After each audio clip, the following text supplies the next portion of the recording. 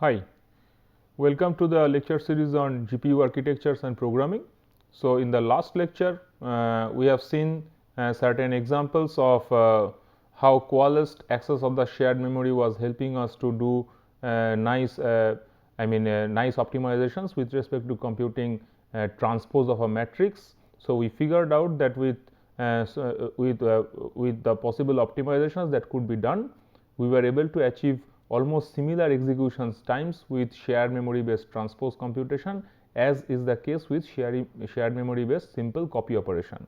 So, this also highlights the architectural issues that one has to keep in mind while writing programs for the GPU architectures. Now, up to this point of time, the memory conflicts that we handled were of two types. One was how to coalesce global memory accesses and how to remove bank conflicts while accessing the shared memory. Now, there is a related problem with respect to global memory which is also relevant in this concept in this context, and it is known as the problem of partition camping. So, this is again something related to global memory, and we thought it would be good to discuss this after we discuss the issue of shared memory bank conflict, because the idea is similar in that sense. So, just like we have this notion of bank conflicts in shared memory, the reason being that shared memory is divided across banks in order to facilitate parallel access. Similar ideas also hold for global memory, that the global memory is also divided into certain partitions. So, depending on the GPU series, there can be the different number of partitions. So, it can be either a 6-way partitioning of the global memory, or it can be 8-way partitioning of the global memory. We will consider the 8-way partitioning where for each partition we consider that the memory is 256 bytes wide. That means I can read a chunk of 256 bytes from one partition in the global memory. So, that would also mean that since I have, if I consider an 8-way partition global memory, I can read 8 chunks of 256 bytes in parallel from the global memory. So, what we like to do is to access the global memory effectively and facilitate as much concurrent access as possible to get data from the different partitions in the global memory in parallel, right? Now, why I mean, just like we have this issue of bank conflicts, we have the similar issue here known as, I mean, the name is different, it is called partition camping. So, when will that occur? It occurs when the global memory accesses are directed through a subset of partitions. Just like imagine multiple threads in a warp, they are executing and they are trying to access the same bank of a shared memory. Now, just take the idea at a higher level. Consider that you have different SMs and blocks executing in different SMs, and they are trying to access in parallel the same global memory partition. That would actually queue the corresponding access requests, and the access will be slow as a result of that. So, just instead of considering access of threads inside a warp for the single bank of shared memory, you go to the higher level. I am repeating here that you consider multiple blocks which are executing in different SMs, and as we know that each SM has a memory controller based interface with the global memory, and each of these blocks are placing their requests to the respective memory controllers for accessing the global memory, and it happens to be the case that those requests are going for the same partition. Now, inside the same partition I can only read in one transaction 256 bytes, right. So, all those queries will get queued up and it will create this issue of partition camping.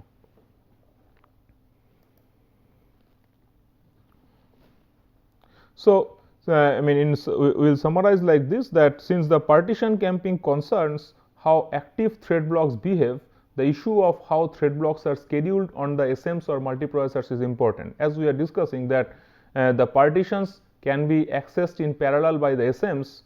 So, what really matters is how the blocks have been distributed across the SMs. Now, how does it get done?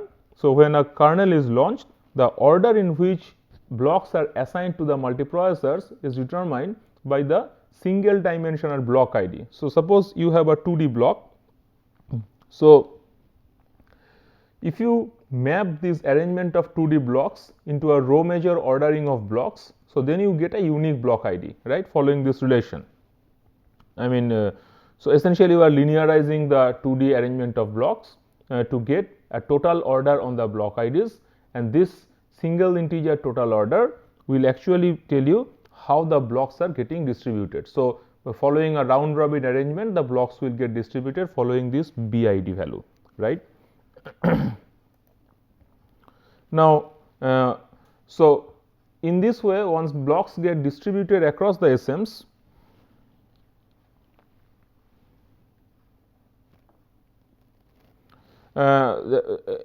technically I have then single SMs. I am considering that I mean doing a data crunching over significant size data, so that all the SMs have got full engagement, and each SM has been mapped with multiple blocks. So, when I have reached this maximum occupancy, I need additional blocks are assigned to the multiprocessors as it's needed. Now, suppose I have this assignment of blocks done, but then there is no control. So, let us assume that I have a set of blocks as assigned to multiprocessor 1, set of blocks assigned to multiprocessor 2, set of blocks assigned to multiprocessor 3, so on and so forth. But then, as we have discussed earlier, there is absolutely no control on the execution ordering of the blocks across SMs, right, because the high level scheduler of the GPU system is distributing the blocks across the SMs. Inside the SMs, you have a low level scheduler which is actually forming the warps from the blocks, and it's dispatching the warps to execute across the SP cores, right. So, you don't have really any control over in what way the blocks progress, right. As we have discussed earlier, inside an SM there will be the low level scheduler or the warp scheduler who will follow some method. It will dispatch warps by resolving dependencies, but across SMs there is no such control, and it's done intentionally to achieve maximum parallelism as much as can be extracted from the application. So, how quickly and in which order these blocks get executed cannot be determined, but the active blocks are initially contiguous. The active blocks that are executing are initially contiguous, but they become less contiguous as execution of the kernels will progress. That's for a fact. But now, let's try and understand that how the blocks will be blocks across the SMs are going to access the data in the global memory. So, for this problem, we consider a situation that so for this problem we consider this kind of a definition of threads, tiles and blocks. So, if you remember from our earlier examples, we are considering that the data tile size is 32 cross 32 and we have blocks of size 32 cross 8, right. So, it is a 2D arrangement here. Now, with this kind of a setting,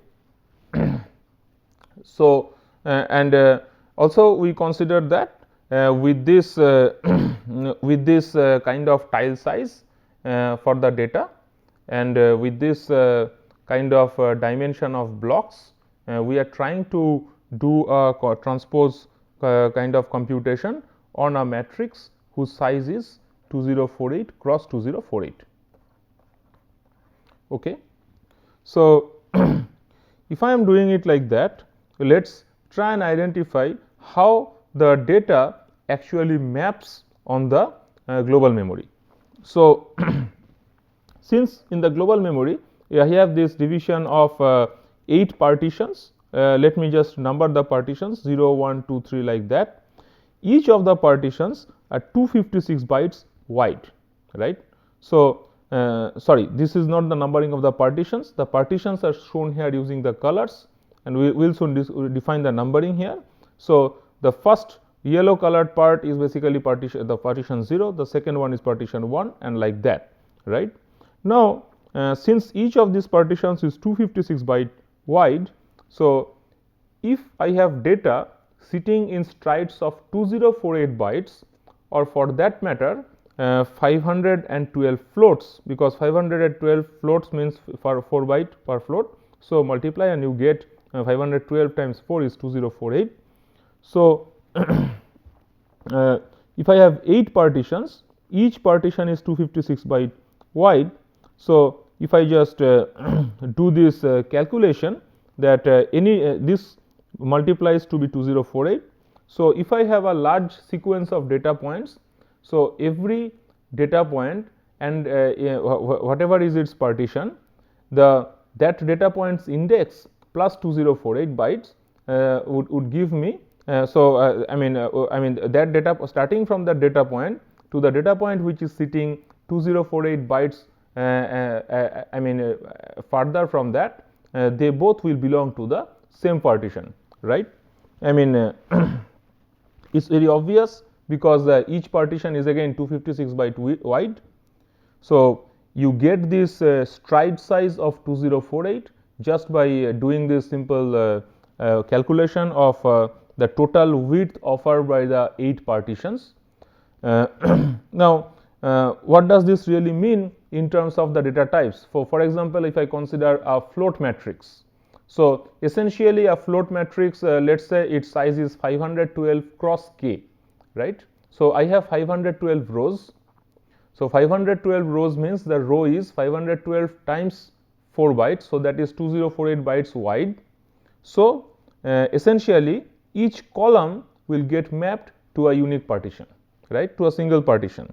So, if I have a 2048 cross 2048 matrix here, so essentially it's the 2048 is a multiple of 512, right. So, again I will just try and explain what is going on. I have 8 partitions, each partition is 256 byte width. So, overall width is 2048 bytes. So, I can accommodate 512 floats in 2048 bytes. So, if I consider a float matrix with 512 cross k number of columns, then essentially what is happening? Every column of data maps to a single partition, right. Now, the same logic will hold for a matrix of higher dimension, where the dimension is a multiple of 512, right. Now, since 2048 is also a multiple of 512. So, for our target matrix of this size, the columns will also get mapped to the single partition here, right. Now, since I am considering data tiles of 32 cross 32 floats, and they are accessed by one dimensional blocks, right, and so we are considering our earlier examples, right, where if you go to that block dimension definition, it was 32 cross 8. So, we are considering that I have this many threads to process a tile of this size, right. Now, if I do a mapping of the tile with respect to the block IDs, right, then and try and figure out how exactly these tiles are getting distributed across the partitions. So, with tiles of 32 cross 32 floats whose one dimensional block IDs are shown in this figure, again I will just repeat, the blocks are smaller, because inside the block you have a set of threads and each thread accesses 4 elements in the tile. But since one block takes care of accessing 32 cross 32 floats, I represent that tile size with the corresponding block ID. Why? Because the number of threads in the block does not matter in this context. I am trying to see what is the memory consumption by that block. So, that block of small size, the block of ID 0 or 1, each of them are working on a tile size of area 32 cross 32. Now, since this is a 2D map, so this 32 cross 32 tile, let us understand how they are distributed across partitions. So, in the x direction I have 32 I have 32 data points, right, and so each of them are of size 4 bytes, right. So, I have 128 bytes in the x direction for each tile, and since the partition is 256 byte wide, now I will just repeat this part again. The partition is 256 byte wide, right? Each tile in the x direction can hold 32 floats. That would mean it is 32 cross 4 bytes, so it's 128 byte wide, right? That means I can accommodate two consecutive tiles in one partition. So there is a two-level argument here. First point I would say is that why I am mapping this tile with a block ID. I am just writing 0 for tile 0 because I am saying that okay, this tile of size 32 cross 32 will be processed by a corresponding block of size 32 cross 8. But what is the way in which the tile is going to be represented here? So the tile is in 2 dimensions. So when it maps to the memory in the x direction, I have 32 floats being arranged. So they would consume 128 bytes. So I can have 2 consecutive tiles mapped in this memory, right? So in this way, my input data, that's the I data matrix, considering it as a very big matrix, it's getting mapped like this, right? So how many tiles do I really have in the x direction? Of course, if so, that would mean that you divide 2048 by 32, you have got 64 tiles, right?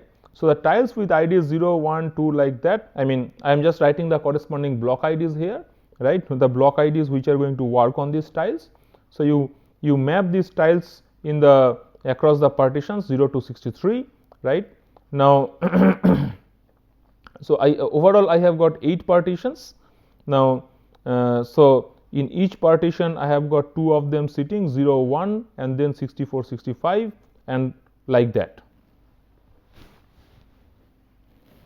So this is how the original arrangement is here, right?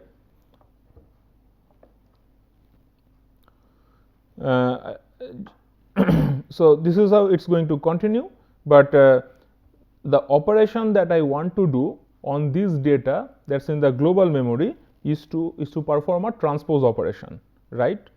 So the expected pattern in which the output data should be organized has to be like this. As you can see, just take a look into the O data part.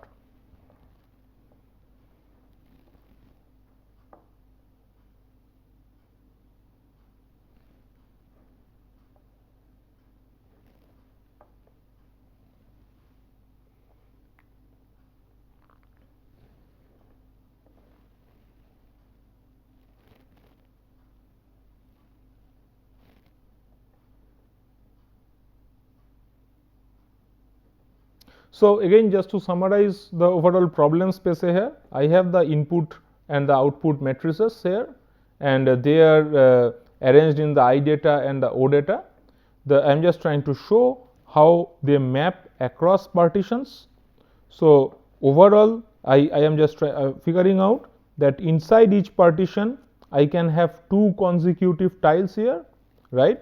And in that way, if I continue, I will get this kind of a distribution, right?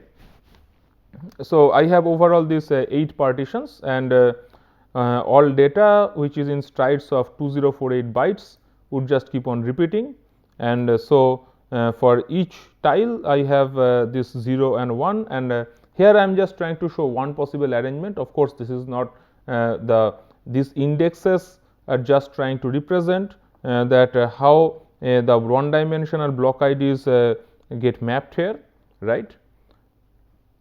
Now let's try and figure out that for doing a transpose computation, what is the corresponding overhead in terms of partition camping from the global memory side. So earlier we have been looking into the problem that one block is working in the shared memory and how much optimizations are getting possible. But now we are taking the global view of the problem, right? So I have got concurrent blocks executing across SMs, and they are accessing the tiles from the global memory. Now let us understand what is the access pattern from the let us understand what is the access pattern such that from the input data matrix, and what is the access pattern for the output data matrix, right?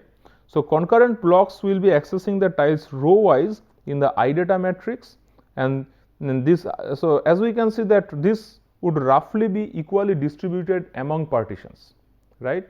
Because as we understand that the block IDs, the concurrent blocks that are executing 0th block, first block, second block, third block, like that, each of them have got a working set which is the 32 cross 32 tile size, and 2 consecutive tiles map into the same partition, right? So since it's a row wise access, so I can expect that the concurrent blocks in a averaged scenario, they are consecutive block IDs, and their accesses are almost equally distributed among the partitions, right? So I mean, of course, after some time they lost the synchronization in terms of which block is executing in which SM, but since the blocks are distributed across SMs and there is no fine grained control over their execution order, roughly from each SM, whatever partition is being accessed for a block, overall, since the accesses have to be concurrent, on the average I would expect that they are roughly equally distributed among the partitions.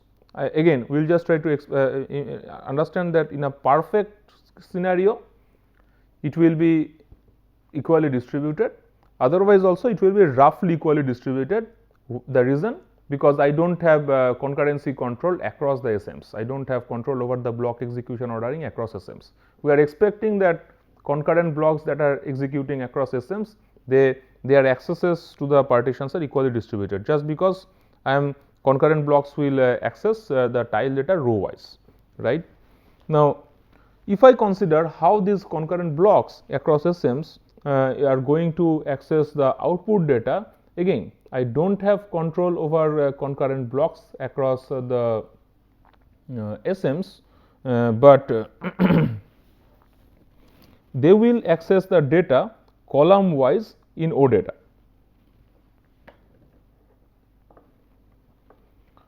Now, let us understand what is happening here. So, I have got blocks from different the different multiprocessors which are going to access the OData, and as we understand that since the blocks are roughly distributed equally across the SMs, so whatever they have fetched row wise, they are now trying to write column wise in the overall arrangement of the matrix, and that will also get reflected here in terms of the global memory accesses, that these blocks will access the tiles column wise in OData. By column here we mean this column of tiles sitting in the same partition. So I am again, I will just summarize. I have different blocks executing across SMs, they are accessing these tiles in parallel, right? But when these blocks are going to access the data in OData matrix for writing it out, the writes are going to happen in this order. Why? Because as we can see that these are the consecutive tile IDs and they are sitting in the same column of, I mean here column does not mean column of data, but the column of tiles indexed with the column of tiles which are indexed with the corresponding block IDs. Be very careful here, right? So, since these tiles will be accessed column wise in OData, this will typically access only a few partitions. Again, we are repeating here, we cannot say strongly that the access will be on exactly the same partition. In an ideal scenario, yes, because I have exactly the consecutive block IDs which are executing across SMs, and they are accessing the same column of tiles in OData, which means they are accessing, all of them are accessing the exactly same partition. But since I do not have any control over the execution order of the blocks, but still I can expect that their execution order will not be exactly distributed. It will be a bit different from the perfect column access, but still it is not going to be distributed across all partitions, but it would be restricted to much smaller number of partitions. So, overall the philosophy here is that when you are going to read from IData, you are actually reading in a perfect scenario from all partitions in parallel, in a actual scenario from a large number of partitions in parallel. But when you are writing to OData, you are in a, I mean, you may be reading from very small number of partitions in parallel. Now, just like shared memory bank conflict, you have this issue of partition camping here, because from each partition you can read only in this width of 256 bytes. So, essentially you will read the first row here and the first row here for consecutive tiles, right. Now, okay, what happens if I consider the optimization we did for resolving the conflict of shared memory? Well, what was the optimization? The optimization was that, okay, you just increase the tile dimension by 1 but did not really use it. It was a don't care dimension. That's what we call as padding the memory with data, so that the accesses are all accesses actually resolve the bank conflict. But if we are going to use that same concept here, is going to be potentially expensive. Why? Because instead of adding a single column, you are going to add full tiles here, right? So that's one problem. But also since you don't have any control again over the blocks that are executing their scheduling, so you are not also sure that how good that approach is going to work. In this case, we can do it in a different way possibly. We will see how. So, first of all, we understand that padding can be an option here, but with respect to shared memory, in this case the option is a much more expensive option. So, when the writes are happening in this order, as we can see, the writes are kind of a column, the writes are accessing the same partition more frequently, writes across blocks. Why? Because as we can see, the tiles are kind of arranged here in a column wise way, right. So, that would mean multiple blocks across SMs, they are kind of not accessing all the tiles, all the partitions available in parallel, but they are accessing only a few tiles for a few partitions. Now, why would that happen? Because as we have discussed that in an ideal scenario, it will be the worst case, because blocks across SMs, suppose they are all executing in a perfect lockstep round robin order, then they would be accessing this kind of a single column of tiles. So, it will be only accessing a single partition, but since I am not controlling the execution speed of the blocks across the SM and their scheduling, so still I would expect that their behavior will not be totally uniform, and they would access only a few partitions while doing the writes on the OData. So, to summarize, when multiple blocks are going to access the iData, it is expected that lot of partitions would get accessed in parallel, but when these multiple blocks are going to access the OData, it is expected that a lot of blocks are going to access only a few partitions, right. So, in the first case, while reading, since I am kind of reading row wise data, so it is expected that I will read from lot of partitions, but when I write only to a few partitions. Now, to reduce this issue of partition camping, we can follow the same strategy as was done in case of shared memory. So, in that case, the strategy was padding. By padding, we essentially what we did was we introduced a new column in the shared memory. Now, the good thing of introducing that extra column in the tile was that the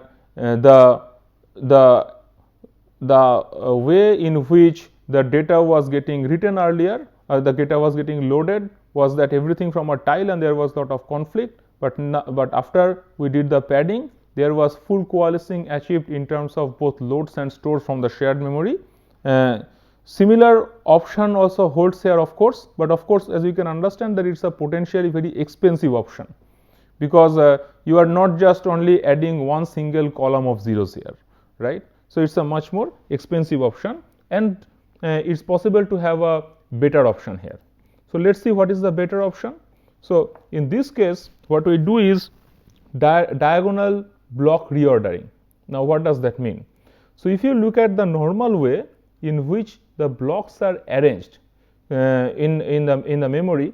I mean, the blocks are arranged as per the programming model here. We follow a normal Cartesian coordinate system, right? So, following the normal Cartesian coordinate system, the block IDs in terms of the x and y dimension gets distributed like in the left hand side figure, left hand side box, right? And this distribution of the Cartesian coordinates, they are easily linearized using this formula that has been given, and they give me a total ordering of blocks, which is the row measure ordering, as you can see here. There is a normal row measure ordering, and primarily due to this ordering, we get the issue of partition camping with respect to the global memory, right? Because this order is only creating the corresponding arrangement of accesses, right? Or accesses of the blocks by the respective block IDs, and you don't want the accesses to happen in such a way, and I can actually defer the accesses by modifying the order of accesses by changing the allocation of block IDs to the different tiles, right? So, essentially that is what this picture is about, right? I am modifying the ID of a block who is going to access a specific tile. So, just to understand again, if you look into this figure, I have a mapping in the memory, right, of the tiles, and what we are really trying to say is that the which block of threads is going to access which tile. So, the work is same. The work is that you do a transpose operation on the memory. What we are now going to change is what is the block ID of the thread block which is going to do the respective work. Now, why is that going to work? Because if I change the ordering of blocks, then accordingly the scheduler will also pick up blocks following the computation of the block IDs, right? This is the important point. I mean, so just to summarize here, we understand one thing, that the scheduler is going to assign blocks to SMs following this relation, right? So, if I am going to change the way block IDs are going to be fed for computing this, things will be different, right? So, that is what we are going to do. So, we shift from this Cartesian coordinate system to the diagonal coordinate system, so that we can have a different block ID computation scheme while doing the access of the memory, right? Essentially what I am doing is I am giving the same job to a different block, that is what we can say, right?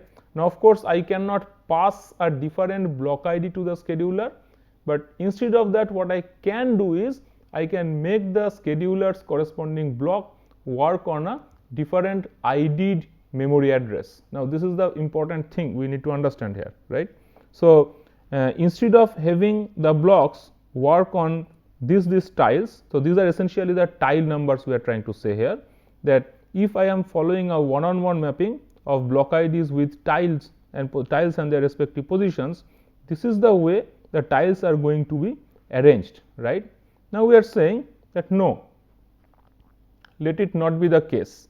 Let the tile indexes be a bit different, because essentially the tile indexes represent the way different blocks are going to work on them, and we modify the way the tiles are being accessed by suitable access expressions.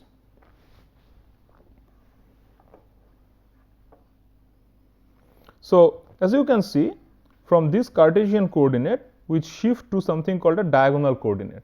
So, what is that? So, we start enumerating blocks in a different way. So, I am just trying to show how we are going to enumerate the blocks. First we will do it here, and then we will see how it translates to the original scheme here. So, here this is my access pattern, right? Here I am saying that okay, let me enumerate them like this: primary diagonal followed by the first secondary diagonal in the right hand side, then this, then the other diagonal here, then this, then here, then this. So, essentially you start with the primary diagonal, then you start moving this way, and then you switch here and start moving this way, and you keep on switching back and forth, right. So, primary diagonal, switch to the right side, move one diagonal, switch to left side, move one diagonal, So, in both cases you are moving in this direction, but you are switching among the sides once in a while, right. So, I want this enumeration scheme for the IDs, right. I want this is the way in which the blocks should be accessing the data, right. So, for doing that, I use this diagonal coordinate scheme, so that if this formula is applied on this scheme, I get this enumeration order. Now, the question is, why do I have to change the scheme? Can I alter the formula? Ideally, no. Why? Because we are provided with the system's own definitions of variables in terms of block IDs and thread IDs, right. So, what we really can do is, we do not have a direct control, or we actually do we cannot define from our programs, given a thread, what is its, we cannot redefine the block ID component or the thread ID component values, because this thread IDX and block IDX, they are all system variables. But what we can do is, we can define a different mapping here, such that the respective block follows this mapping while accessing the different locations in the memory. So, just to understand, this was my Cartesian coordinate system, which gave me this nice linear representation of block IDs. I shift to a different diagonal coordinate system, on whom if I apply this same relation of block IDX plus grid dimension in the x direction times block IDX y, then I get a different linearization, which is more of an access through the diagonal, right. The good thing is, if I have access to the diagonal, that ensures that I am writing the output data across more number of partitions, right, and removing the problem of partition camping. We will see how. But just to now see that, okay, how is this diagonal coordinate defined? So, observe any entry here with unequal components. Let us say this entry and this entry. You see, the second component and the first component are same, and this is true for all the other entries, right. So, here also the second component here is 1 and the first component here is 1, right. So, they are same. So, what we do is, we use this kind of ideas to recompute the new block IDX. So, original block IDX variables are block IDX.x and block IDX.y. You define a new diagonal coordinate system and call it block IDX underscore y, which is block IDX.x, right. As you can see, the second component here becomes the first component here. So, this relation holds, and the block IDX.x, which is the other variable, that means so the second component here is becoming the second component here is becoming the first component here, right. But what happens to the other component? So, the other component here, which is block IDX underscore x, is computed using this relation. Now, this is the relation which is easy to check, right. So, all you need to do is, you apply these two relations on the original block IDX.x and block IDX.y variables here, you will get this modified diagonal coordinate system. That means, you get this block IDX underscore y and block IDX underscore x variables recomputed to give you new values of block IDs here, right, in the x and y direction. Now, why do you really want to use it? So, you just introduce these two new lines of code and use this new interpretation of block IDs in the x and y direction throughout the kernel. So, essentially at the start of your original code, you replace this block IDX underscore y, you replace the block IDX underscore dot y's with block IDX underscore y's, and you replace your block IDX underscore dot x with this block IDX underscore x values, which you have computed here, and then throughout your program uniformly you replace the dot x and dot y's with underscore x and underscore y's for the block IDs. Now, so essentially what you do is, this is your recomputation, right. So, and of course, you have to decide about the recomputation in two different ways, because in case the matrix is symmetric, the width is equal to height, then this relation will hold uniformly for all block IDs and block ID x.x and block ID x.y values. Otherwise, it is not symmetric, then you have to do some extra calculation which is provided here. I mean, this we are not getting into details, you should be able to understand by looking into the code later on, right. So, essentially this is the segment of code through which you do the diagonal reordering, and essentially you transit from a Cartesian coordinate system to a diagonal coordinate system. And then why? Because then if you apply this linearization formula, then what you get is a different access pattern of the thread blocks, right. So, essentially what we will do is, with this you have a different value of block ID x underscore x and block ID x underscore y, and instead of using the original block ID x variables, if we use these block ID x variables, then the order that we just discussed, that is the diagonal based ordering, that is the ordering in which the thread blocks will be accessing the data. So, try and really think what is happening. You are not really changing the system variables, you are not changing thread schedulers or anything which is it's out of your hand, but what you are changing is the access expressions of each of the blocks, right. That is the most important thing you need to understand. Without changing anything in the original program, you transform the program from one coordinate system to another coordinate system, and now when you are using this new underscore x and underscore y variables to compute the x and y indexes, to do the tile based computation, that means you load from iData and you again use the tile to write to the OData, just the original program, right. Only you are using this block ID x underscore y and block ID x underscore x variables to do the x index and y index computation, and then using the x index and y index to compute the index out, right.